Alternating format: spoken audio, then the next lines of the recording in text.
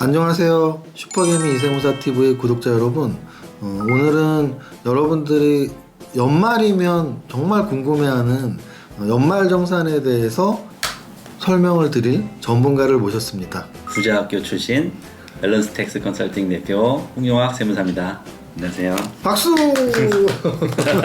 사실은 우리 슈퍼개미 이세무사TV의 유튜브 보시는 찐팬 분들이라면 우리 홍용학 세무사님을 너무 반가하실 거예요. 왜냐면 총 12부작이었죠. 진짜 투자자 약간 버라이어티 교육 프로그램을 자체 제작을 해서 이렇게 업데이트를 했었는데요. 그 교육생 4명 중에 저한테 늘 혼나는 역할을 맡았었는데, 사실 실제는 진짜 친하고 한데 그 역할을 위해서 일부러 이렇게 그랬던 겁니다. 대가리 봐.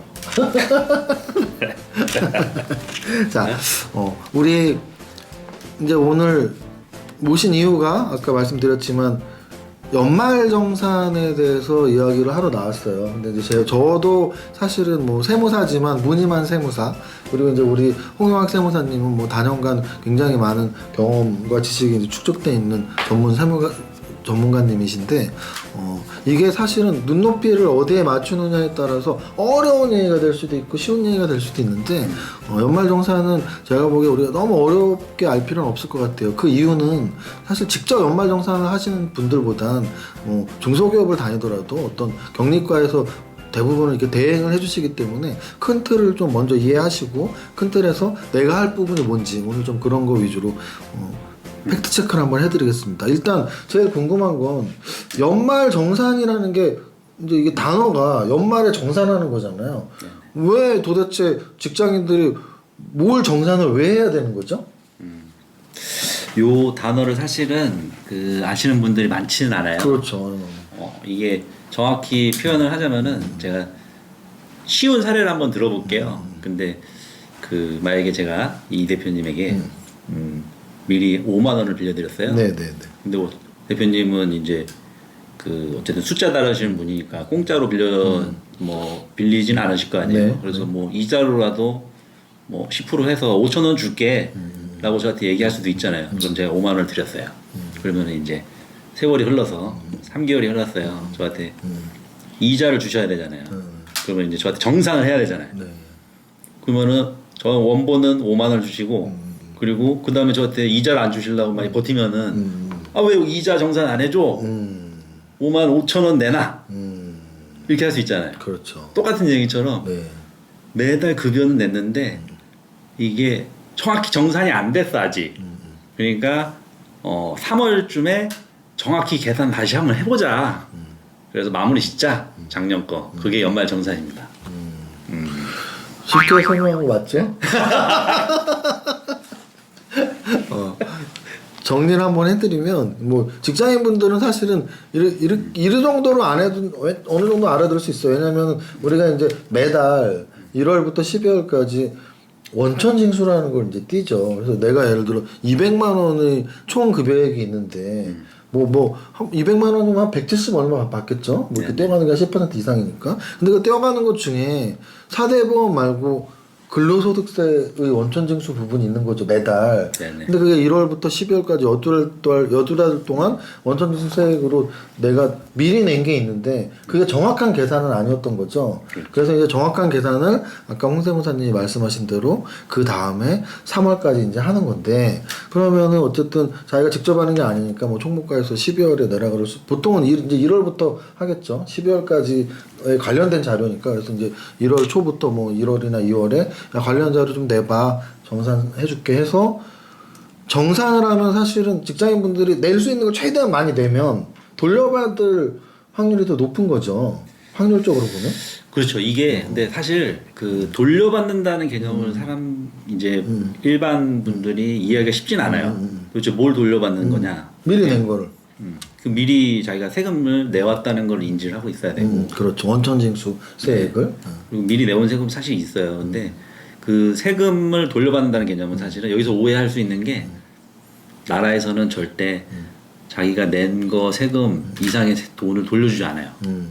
그러니까 일반적으로 내가 작년에 얼마를 근로소득세로 미리 냈는지부터 자기가 알고 있어야 돼. 그러니까 제가 만약에 제 급여가 300만 원인데 300만 원 중에서 나라에 매달 냈던 금액이 20만 원인 거야. 그럼 20만 원 곱하기 12 하면은 240이잖아요.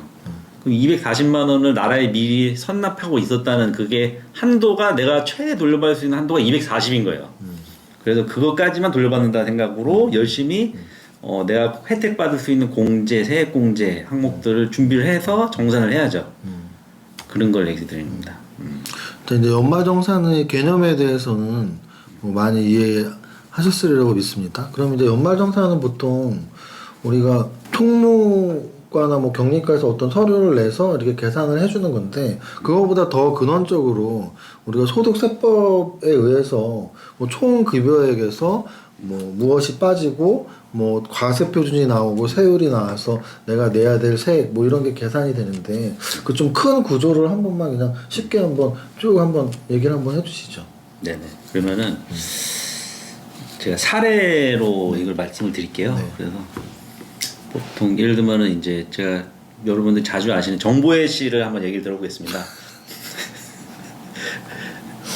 교육생, 교육생 짝꿍? 네네네. 하면 안 되나요? 하세요. 해도 돼요? 네, 하셔도 네. 돼요. 정부의 씨가 이제 급여를 받아요. 근데 그게 합쳤더니 1년에 뭐 3천만 원이었어요. 그게 총 급여액이 되는 거죠. 3천만 원이 총 급여액이 되는데, 여기에서 사실은 매달 4대 보험료라 그래서 국민연금, 건강보험료, 그리고 고용보험 이 세 가지를 떼요. 그리고 산재보험이 있는데 이 산재보험은 회사에서 내주는 거예요. 그래서 실제 이제 3천만 원을 연봉을 기준으로 했을 때 4대 보험료가 약 10% 정도 돼요. 그리고 이제 세금이 나오죠. 세금. 이 세금도 매달 나라에다 납부를 해요. 이게 원천세라는 매달 신고라는 게 있거든요. 그래서 그 부분을 이제 제외한 이제 실수령액이 나오죠. 그래서 3천만 원 연봉하면은 이상하게 내가 받는 금액이 보통 2,500 이 정도밖에 안 될 거예요. 그래서 그게 사실은 이 공제된 금액들이 미리 나라에 납부됐다는 거고, 그러면은 4대 보험료는 일단은 의무적인 보험이니까 절대 돌려받을 수 없어요. 근데 세금은 돌려받을 수 있어요. 정산을 해야 되니까. 그래서 그 머릿속에 그거가 있는 상태에서 내 연봉은 3천이라는 거를 기준으로 해서 이렇게 해서 이제 계산을 해나가면 되는 건데, 그 연봉 3천만 원을 기준으로 이제 연말정산을 돌입한다면 두 가지 방식으로 이제 공제될 게 있는데, 첫 번째가 이제 흔히들 말하는 소득공제라는 항목들이 있어요. 그 소득공제라는 항목이 있고, 그 소득공제 이후에 세액공제라는 게 또 있어요. 그럼 이 두 가지를 뺀 나머지가 실제 이제 내가 내야 될 최종적인 세금이 나오는 거예요. 최종적인 세금이 나오죠. 근데 최종적인 세금은 아까 3천만 원 기준으로 제가 이렇게 계산했잖아요. 근데 아까 말씀드린 것처럼 작년에 매달 미리 낸 세금이 있어요. 미리 낸 세금. 그 세금과 지금 최종적으로 제가 정확히 계산한 세금과의 차액이 있잖아요. 이게 그러면은 만약에 원래 냈던 세금이 300만 원인 경우인데, 근데 제가 최종적으로 완벽히 계산해 본 결과 나는 200만 원만 내면 되는 거였어. 그럼 나라에서 100만 원을 돌려줍니다.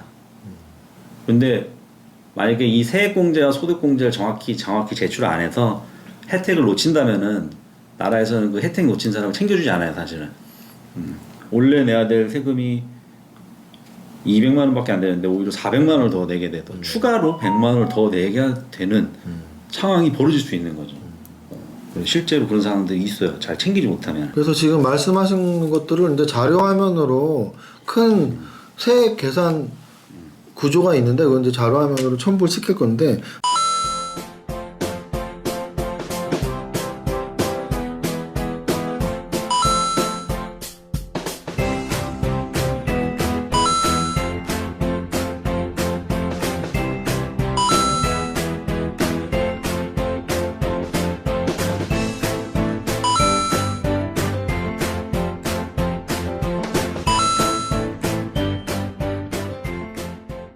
그러면 우리가 제출을 한 공제를 받기 위해서 제출한다는 얘기는 소득공제 그리고 세액공제 두 가지가 있다고 말씀하셨는데, 크게 봐서 그러면 소득공제에서 뭐 굉장히 많은 소득공제 부분이 있을 텐데, 우리 직장인분들이 대다수가 해당되고 많이 궁금해하시는, 실무적으로도 이런 질문 많이 받았다 생각하는 소득공제 한번 설명 한번 해주시죠.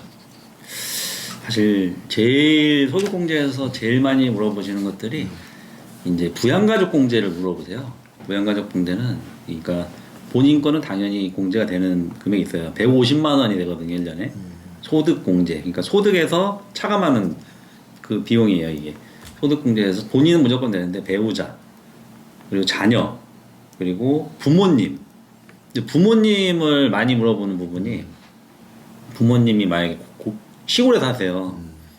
같이 안 살아도 되냐? 네. 같이 안 사는 사람인데 공제를 받을 수 있냐? 이거를 많이 물어봐요. 이거에 대해서 어떻게 생각하시나요? 뭐 같이 모시지 못해도 당연히 공제를 나이 기준이나 또는 뭐 부모님의 소득 금액이 낮은 그런 소득 금액 기준이나 나이 기준만 해당되신다면 같이 못 살아도 당연히 받는 거 아닌가요? 사실은 거의 맞았는데 틀린 부분이 좀 있었어요. 그래요. 말씀해 주시죠. 네. 이게 법에는 뭐라고 써 있냐면은 생계를 같이 하는 가족이라는 전제가 써 있어요. 생계를 같이 하는 가족. 거주를 같이 하는 건 아니고 생계를 같이 하는 생계를. 그래서 생계 형편상 사실은 같이 못 살거나 아니면 뭐 고향에 계셔야 되니까 사실 생계는. 근데 뭐 내가 부양가족이라는 게 말 그대로 뭐 용돈이라도 좀 드리고 생계를 같이 해야 되는 게 기본 전제거든요. 근데 완전 정확히 따지면은 부모랑 의절했어 만약에 그런 분도 있을 수 있잖아요. 그건 생계를 같이 하는 게 아니거든. 그분 받으면 안 돼요. 불효자 공제는 안 된다. 아, 효자들만 공제받을 수 있다? 그렇습니다. 이게 정확한 팩트입니다. 와, 그렇습니까? 네네. 또 다른 또 소득 공제는 어떤 게 있죠? 이게 소득공제 중에 사실은 두 번째로 이제 마지막 이 소득공제 신용카드 소득공제 많이 물어보세요. 신용카드 소득 공제. 네. 근데 사실 신용카드는 뭐 그냥 뭐 사실 자기가 조절할 수는 없잖아요. 그렇죠. 뭐 그냥 생활비를 대부분 신용카드 쓰는데 체크카드가 좋아요, 신용카드가 좋아요. 뭐 이걸 물어보시는 분들은 있긴 있어요. 근데 현금 영수증하고 세 개를 한번 비교해 주시죠. 똑같은가요? 틀린데 틀린가요? 틀린데 사실 거의 차이 없어요. 거의 차이 없다. 네, 솔직히. 그래서 그리고 공제받을 수 있는 한도도 정해져 있어서 일정 부분 이상 넘어서 써봤자 사실은 공제가 안 돼요. 그래서 굳이 뭐 가족 전체들 거 막 신용카드를 모아서 막 이렇게 해서 혜택을 그렇게까지 보려고 해도 큰 도움은 사실 되진 않을 거예요. 신용카드가. 이게 어찌 보면 직장생활 오래 하거나 좀 나이가 있으신 분들이 더 신용카드 공제를 많이 받으려고 하실 수도 있는 게 예전에는 뭐 현금 영수증 자체가 없었고 그리고 이제 신용카드 공제를 해주는 이유가 뭐 신용카드 회사를 좀 이렇게 활성화시키기 위해서 신용사회를 만들기 위해서 해준 거라면 요즘은 뭐 신용카드를 모든 국민이 쓰고 있기 때문에 굳이 뭐 특혜를 줄 필요가 없죠. 그래서 아마도 예전보다 굉장히 아마 그 축소되지 않았나 신용카드 공제 부분이. 실제로 작년쯤이었나 신용카드 소득 공제를 없애겠다고 국회에서 그게 이제 계류된 법이 얘기가 나온 적이 있었어요. 근데 너무 반발이 심해가지고 이제 잠깐 멈췄는데 곧 없어질 수도 있어요, 사실은 그 신용카드 소득 공제는. 근데 사실은 이 정확한 거는 사실은 저는 말씀드리고 싶은 게 이게 이렇게 이론적으로 아는 것보다는 이미 국세청 홈택스 사이트에는 본인의 정보를 이미 확인할 수 있는 정보가 있어요. 그래서 신용카드 쓴 것들도 지금 조회를 할 수가 있어요, 미리. 그래서 국세청의 홈택스 사이트를 들어가서 연말정산 미리보기라는 사이트가 있는데 거길 들어가서 눌러보면은 자기의 신용카드 쓴 것들 그리고 내 부양가족들이 쓰는 신용카드까지도 불러와줘요, 사실은 지금. 그러면은 그 다음 단계로 돼 있는 게 세금까지도 대충 계산할 수 있어요. 그 기능이 너무 잘 돼 있어요.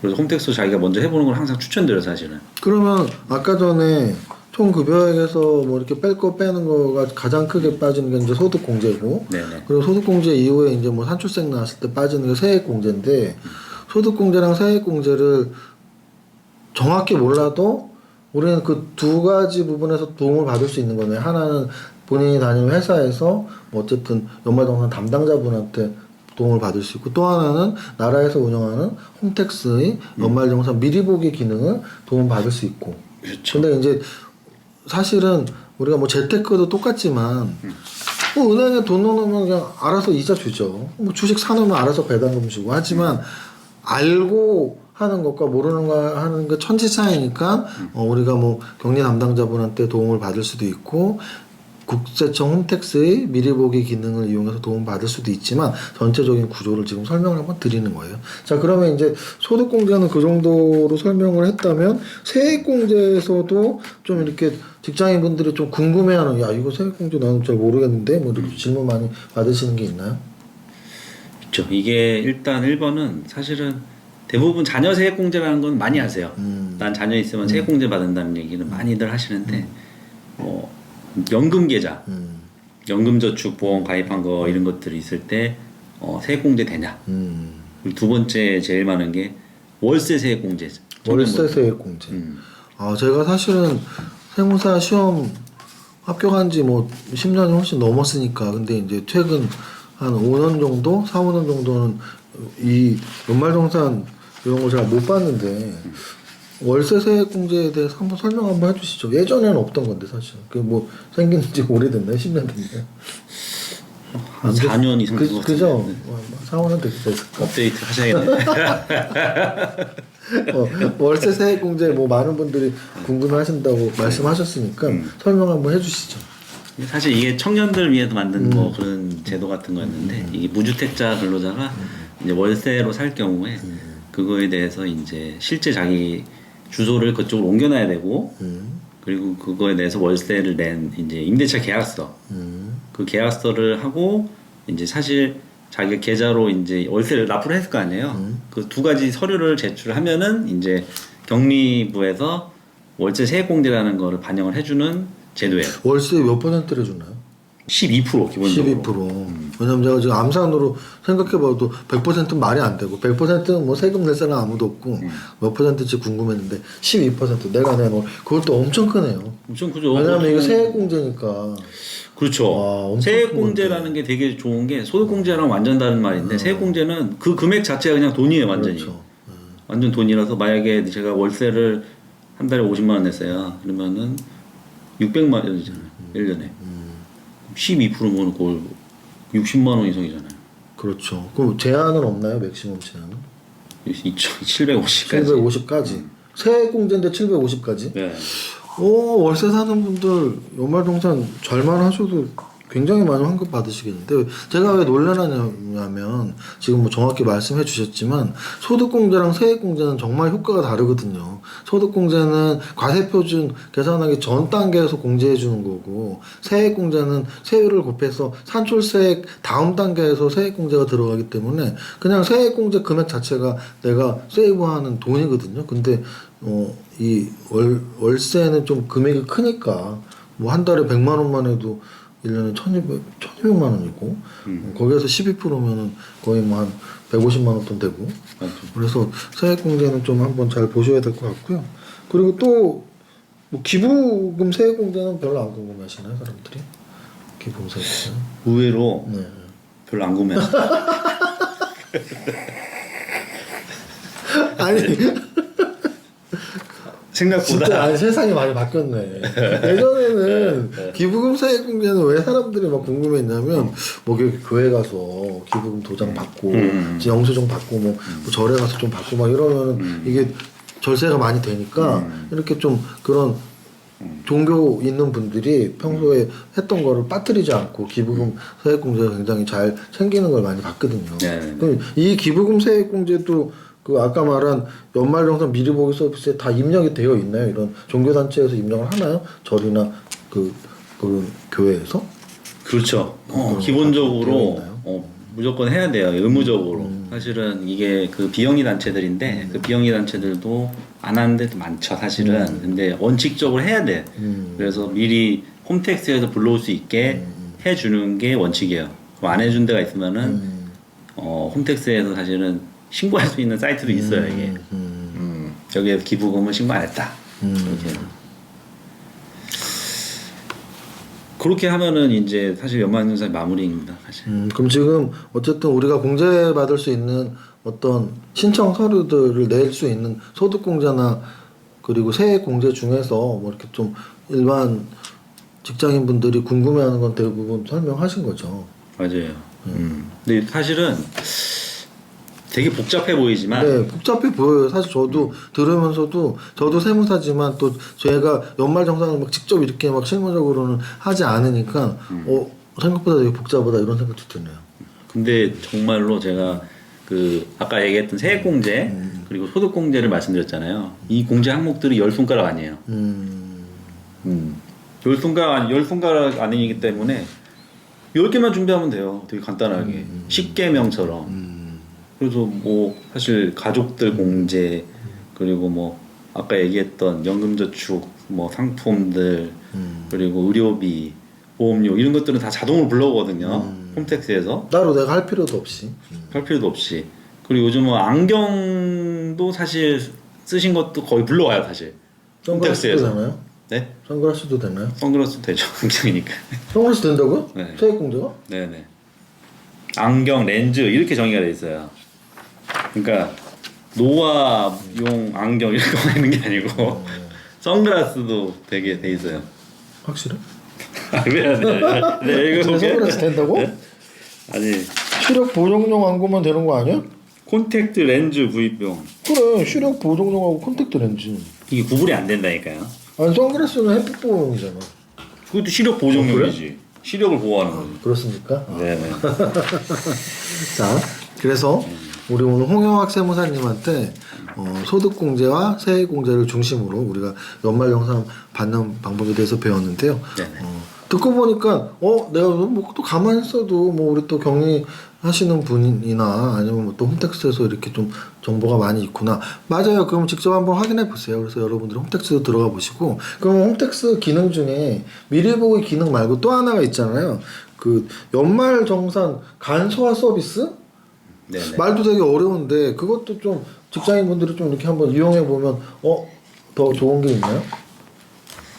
이거는 사실 제가 실무적으로 말씀드리면은 그 근로소득이 별로 없어져서 그런 것 같은데 네네네네. 직장인분들은 연말정산 간소화 서비스를 다 알아요. 미리 보기 서비스를 모르지. 왜냐면은 격리부에서 그 2월쯤 가시면은 홈택스 사이트가 마비가 돼 마비가. 그래서 다 들어가서 봐라. 그래서 서버를 2월쯤에 보면은 두 개로 나눠버려요. 워낙 가부가 걸려서 어떤 식으로 나냐면 연말정산 간소화 사이트 그리고 일반 세금 이 두 개로 폴더를 나눠버려요. 그 정도로 과부하 걸려서 너무 많은 사람들이 한 1,000만 명 정도가 몰려버리니까 간소화 서비스를 그 내 정보를 다운받기 위해. 네. 그래서 그 간소화 서비스는 사실 다들 잘 아실 거예요. 잘 아시죠. 저만 몰랐군요. 그렇죠. 왜 몰랐을까요? 저도 직장인으로서 월급을 받고 있는데 사실은 변명이 아닌 변명을 하자면 이게 이제 세금이 종류가 여러 가지가 있잖아요. 이게 이제 뭐 어찌 보면 근로소득 세액이 나와도 종합소득이 있는 분들은 또 이제 종합소득세액도 한 번 더 해야 되잖아 5월달에. 근데 이제 이게 근로소득 자들만을 위한 공제는 꼼꼼히 해야 되지만 나머지 공제들은 또 이게 그 종합소득에 또 포함이 되어 있는 것들 공제들도 있잖아요. 네네. 무슨 말인지 아시죠? 네네네. 뭐 그런 뜻입니다. 종합소득세 한 번 더 신고하기 때문에 이렇게 좀 근로 연말정산에서 약간 좀 덜하는 것도 그쪽에서 또 이렇게 되니까. 근데 어쨌든 그러면 오늘 결론은 연말정산은 당연히 직장인들만 대상인 거죠. 사업하시는 분들이나 자영업자들은 아니고 직장인들만 대상이고 직장인분들이 특히 요즘 홈택스가 워낙 잘 돼 있어서 뭐 미리 보기 기능도 다 존재하고 뭐 간소화 서비스도 존재한다. 그래서 그런 데에서 웬만한 건 다 체크가 되니까 체크를 다 해보시고 체크가 안 되는 부분에 대해서 내가 좀 그래도 지식이 있으면 더 제출할 걸 찾아서 좀 더 연말정산을 잘 받아서 13월에 월급을 받을 수 있다. 그렇죠. 사실은 이게 요즘은 아까 말씀드린 대로 홈택스에서 대부분의 서류가 수집이 돼요, 사실은. 근데 안 되는 게 몇 개들이 있어요. 아까 월세 세액공제 같은 게 이제 대표적인 사례인데, 그리고 기부금도 사실은 안 되는 경우도 많고, 그러니까 내가 직접 제출해야 될 서류가 뭔지만 체크를 하면은 사실은 거의 정확히 공제를 받을 수 있다고 저는 확실합니다. 확실합니다. 제가 사실은 뭐 세무사이자 또 뭐 슈퍼개미로서 이렇게 재테크에 관련된 여러 가지 뭐 공부를 많이 했었는데 결국은 재테크라는 건 뭐 주식이나 부동산 투자로 돈을 막 모으는 것도 중요하지만 내 지출을 줄이는 것도 굉장히 중요한데 우리 지출 중에 굉장히 큰 부분이 세금이거든요. 특히 양도소득세 같은 거 생각하면 뭐 당연하죠. 왜냐면 내가 뭐 5억에 산 집을 10억에 팔면 최하에 막 1억 이상 양도소득세가 나오는데 1년에 내 지출이 1억이 세금 때문에 생기는 거잖아요. 그래서 정말로 지출에서 세금이 굉장히 중요한데 뭐 상속증여세나 양도소득세만 중요한 게 아니고 우리 직장인 분들은 연말정산도 꼼꼼히 공부를 하고 좀 제출을 하나라도 더 하려고 한다면 아마도 여러분들이 이게 재테크의 시작이 아닐까 생각을 합니다. 자, 오늘 도움 말씀 주신 우리 홍영학 세무사님 마지막으로 우리 구독자 여러분들에게 인사 말씀 하시고 마치겠습니다. 네. 사실 연말정산은 지금 준비할 시즌이긴 맞거든요. 미리 준비하면은 이제 뭐 부양가족분들도 소득이 얼마 있는지 미리 체크를 해보고 그리고 앞으로 내가 더 공제받을 수 있는 것들을 한번 미리 노트에 적어서 그것들을 미리 준비를 한다면은 내년 1월쯤에 보통 이제 서류 제출을 요구를 하거든요. 근데 사실은 그 회계팀에서 챙겨줄 수 있는 그 여력이 없어요. 이 시즌에는 사실은 바쁘니까. 너무 바빠요. 너무 만약에 바쁘니까. 조금만 이제 중견기업이나 이렇게 되더라도 회계팀 소수 인원이 몇천 명분을 해야 될 수도 있어요. 이 정산을 해주는 것들을. 그래서 사람이기 때문에 물론 컴퓨터가 다 하지만 분명히 빠뜨리는 부분도 있을 수밖에 없거든요. 근데 그건 본인이 챙길 수밖에 없어요. 그래서 그거를 이제 너무 섭섭해하지 마시고 회계팀에 본인이 일단 정확히 챙기는 걸 1번 목표로 하되 그걸 지금부터 미리 준비를 해놓으면은 이제 2월달에 완벽히 서류가 천천히 준비가 돼서 이제 3월달에 이제 내가 원하는 이제 보너스 세금 보너스를 이제 받을 수 있게 되는 거를 저는 확신합니다. 그렇죠. 그래서 보통 막 12월 달에 은행을 가도 뭐 연말정산 준비하셨어요. 뭐 이거 상품 하나 가입하면 뭐 소득공제 얼마 받을 수 있는데 뭐 이런 막 상품 권유도 받는데 여러분들이 정확히 알면은 뭐 그런 금융상품을 통해서도 또 절세가 가능하니까 오늘 이 방송을 계기로 내가 13월에 월급을 한번 챙겨봐야지 이런 마음을 먹는 게 재테크의 시작이 아닌가 생각합니다. 지금까지 도움 말씀 주신 분은 우리 밸런스 텍스 컨설팅의 홍용학 세무사님이었고요. 저는 우리 이세무사 TV 주인장 이정윤 세무사였습니다. 세무 잘 모르는 세무사라서 우리 홍 세무사님이 많은 도움을 줬습니다. 여기까지 하겠습니다. 감사합니다. 네.